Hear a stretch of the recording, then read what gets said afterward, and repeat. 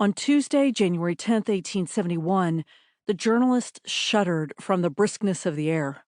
Edward Hamilton Ham Freeman peered down the corridor of the jail, a white two-story building with less than a dozen cells in Binghamton, New York, a town about 200 miles northwest of Manhattan.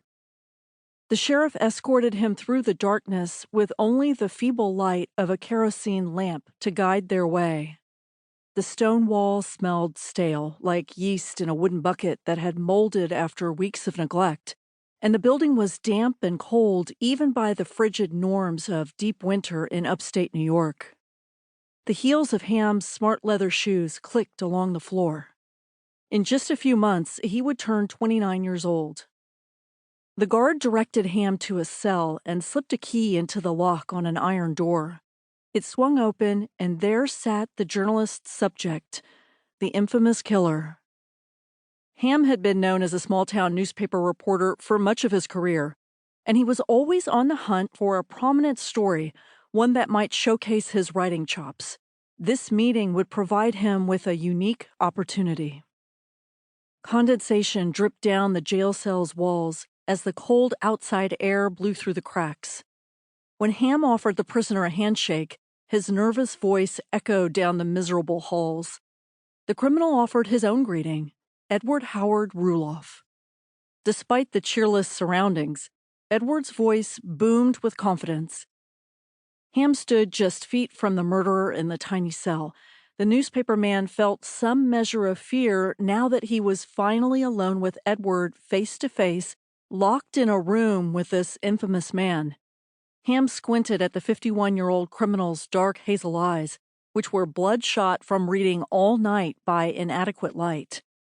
But Ham also couldn't help feeling giddy at the opportunity ahead. Despite all that had been written about Edward, his mysterious past, his academic feats, even the murder of which he was now accused, the killer had never told his own story. Now, the notorious Edward Rulloff had selected Ham to record his intimate personal history. It was a career-making opportunity. It was also terrifying. Ham had become intensely interested in Edward Rulloff, an enigma of a man described by some as a monster imbued by the spirit of the devil, as he'd observed the first few days of Edward's criminal trial in 1871. At first, of course, his curiosity was merely for the scintillating story at hand, and it was very scintillating. Ham jotted down every detail of the case, each fact about how Edward had murdered a man during a botched robbery. It was a dreadful crime, and just one of the many of which Edward was guilty. Yet as the trial progressed, Ham began to feel some shred of empathy for the defendant. Maybe it was the way the beleaguered man continually leapt from his wooden chair after a particularly damning accusation, only to be reprimanded by his attorneys. There was something indignant, almost plaintive about his presence. Edward seemed utterly sure of himself, even in these dire circumstances. Ham was fascinated.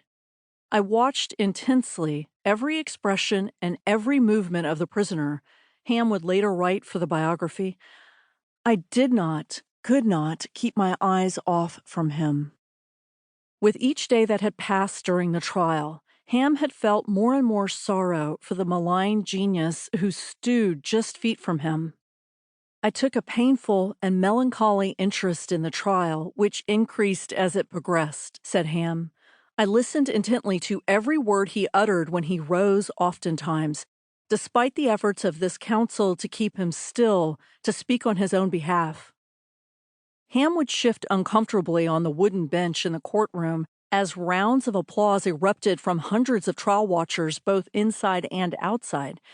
Edward Rulloff's trial was becoming a spectacle, and for days the throng challenged local sheriff's deputies to keep order. Ham described the audience's outbursts as crude to his friends. Throughout the trial, the author sat directly behind Edward, and the man on trial seemed to take a particular interest in him. However, Ham wasn't the only observer who was intrigued by the accused murderer.